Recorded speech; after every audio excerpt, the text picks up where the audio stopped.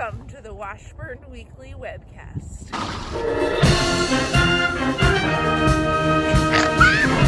It's so funny! Did you stop recording? No. Oops.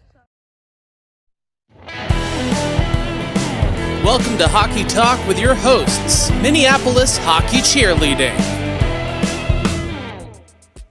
Good luck, Minneapolis, at your home opener.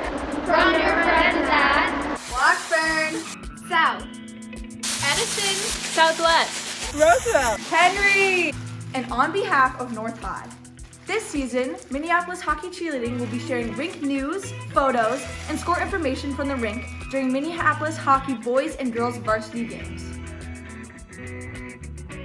And that's what's up.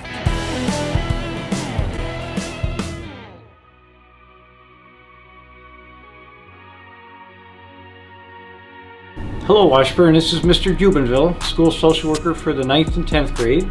I just wanted to talk to you a little bit today about the Washburn Cares Committee. Now that committee is made up of parents and students, and then social workers sit on it as well as our parent liaison. So the mission of Washburn Cares is to help our homeless families and students. So certainly if you're a family in need with food, or I think some federal dollars are coming down again for rent assistance, we can help you with that. So reach out to your social worker, and I just want to show you what some of the things we have. So we got some boxed food here, it's all ready to go. Just don't be afraid to ask. If you say, hey Mr. Jumbo, we need some food, we'll figure out a way to get it to you. So we got plenty of winter gear for you, hats, gloves, and winter's coming, right? So reach out. So Miss Nelson is the 11th and 12th grade social worker. Miss Collier is for special programs. And then again, I'm for the 9th and 10th grade. One more thing is that there is a free food giveaway at Annunciation Catholic Church this Sunday. They're going to have enough for 400 families. So just drive by, pop your trunk, and they'll load it in. If you don't have a car, get there by bus or something, they'll give you the food that way too. So I hope to hear from you, and have a good weekend. All right, bye now. Hi, we are Integrate MPS. We started this group this year to understand racial and academic inequity at Washburn and to try to integrate our advanced classes. You probably took our survey in your English class last week about advanced courses, and we appreciate your feedback. And on Wednesday, February 24th, we'll have a student forum on racial inequity in the hopes of inspiring systematic change within our school and within our district. An email with more information about the forum and how you can be a part of it will be sent out soon. You can contact Dr. Palmer or any one of us if you want to be a part of Integrate MPS. Thank you. Hi Washburn, it's Danielle Seifert from the CCC or Career and College Center, and I have an opportunity for high school juniors, so juniors only. Juniors, Genesis Works is looking for their next round of paid interns, so if you are a high school junior and you are interested, please listen up.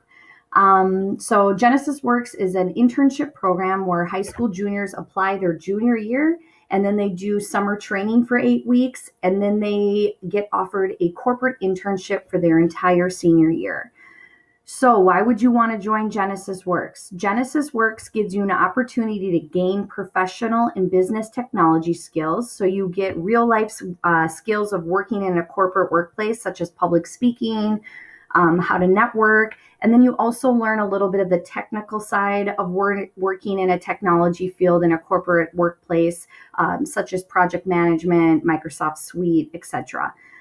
You earn $15,000 your entire year, senior year, through your year-long internship. You work at top corporate companies in the Twin Cities, such as Target, Ameriprise, Medtronic.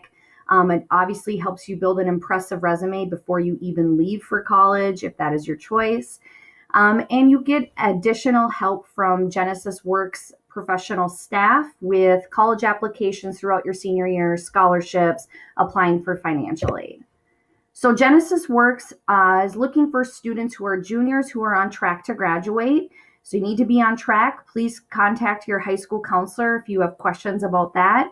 You need to be committed to training for 8 weeks through the summer from June until August. Most likely this summer it will be virtual. More information to come on that. You need to be a little bit interested in learning about technology. The whole job is not all about technology, but a lot of it is. So you have to have a little interest in technology, but you do not have to be a professional. And it's looking for students who are unrepresented in technology fields. So if you're interested, you can go ahead and click on this link to apply. The application link was also sent out to high school juniors, or you can just Google Genesis Works and it will take you to the application, which looks like this. You just need to fill in information with that has a red star. If you're interested but you're not quite ready to apply yet, please attend our first virtual information session about Genesis Works. It is happening Wednesday, February 3rd at 10 a.m. And the link below is the meeting link to join. It was also emailed to all high school juniors. If you have questions and don't want to attend a session, you can contact me or Ms. Mohammed in the CCC. Our email addresses are below our pictures, and also you can call or text, and that you get to this website through the Washburn website. So juniors, if you're interested, I hope you join us on Wednesday, February 3rd at 10 a.m. for a Genesis Works information session. Have a great day. Bye. Mr. President, Dr. Biden, Madam Vice President, Mr. Emhoff, Americans, and the world. When day comes, we ask ourselves, where can we find light in this never-ending shade? The loss we carry, a sea we must wade. We've braved the belly of the beast. We've learned that quiet isn't always peace, and the norms and notions of what just isn't always just is. And yet the dawn is ours before we knew it. Somehow we do it. Somehow we've weathered and witnessed a nation that isn't broken, but simply unfinished. We, the successors of a country and a time where a skinny black girl descended from slaves and raised by a single mother can dream of becoming president, only to find herself reciting for one. And yes, we are far from polished, far from pristine, but that doesn't mean we are striving to form a union that is perfect. We are striving to forge our union with purpose, to compose a country committed to all cultures, colors, characters, and conditions of man.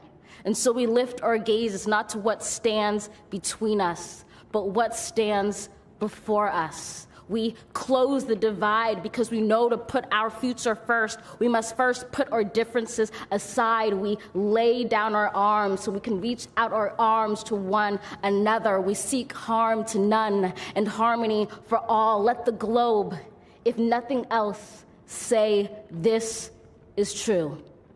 That even as we grieved, we grew, that even as we hurt, we hoped, that even as we tired, we tried, that we'll forever be tied together, victorious, not because we will never again know defeat, but because we will never again sow division.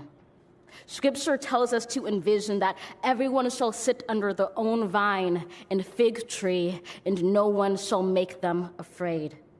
If we're to live up to our own time, then victory won't lie in the blade, but in all the bridges we've made. That is the promised glade, the hill we climb, if only we dare it, because being American is more than a pride we inherit. It's the past we step into and how we repair it. We've seen a force that would shatter our nation rather than share it, would destroy our country if it meant delaying democracy. And this effort very nearly succeeded. But while democracy can be periodically delayed, it can never be permanently defeated. In this truth, in this faith we trust, for while we have our eyes on the future, history has its eyes on us. This is the era of just redemption. We feared it at its inception. We did not feel prepared to be the heirs of such a terrifying hour, but within it we found the power to author a new chapter, to offer hope and laughter to ourselves. So, while once we asked, how could we possibly prevail over catastrophe? Now we assert, how could catastrophe possibly prevail over us? We will not march back to what was, but move to what shall be, a country that is bruised but whole, benevolent but bold, fierce and free. We will not be turned around or interrupted by intimidation, because we know our inaction and inertia will be the inheritance of the next generation. Our blunders become their burdens. But one thing is certain: if we merge mercy with might and might with right, then love becomes our legacy and change our children's birthright.